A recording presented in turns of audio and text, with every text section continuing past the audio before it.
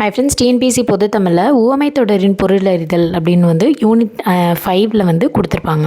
So அது ஒரு சில இது நம்ம ஷார்ட்ஸாக பார்க்க போகிறோம். ஸோ ஃபர்ஸ்ட் நாயும் பூனையும் போல அப்படின்னா பகை. ஓகே. ஊமை கண்ட கனவு போல அப்படின்னா கூற இயலாமை, பேச மாட்டாங்கள்ல.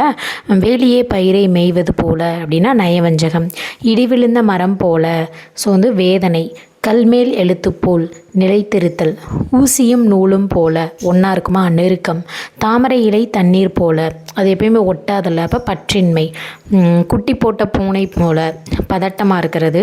நீரும் நெருப்பும் போல, ஆப்போசிட் ரெண்டுமே, அப்போ விலகுதல். தாயை கண்ட சேயை போல, சேயை போல அப்படின்னா மகிழ்ச்சி. அம்மா பார்த்தோன்னா சந்தோஷமாக இருக்கு இல்லையா, மகிழ்ச்சி. ஸோ இது மாதிரி நிறைய கேட்பாங்க.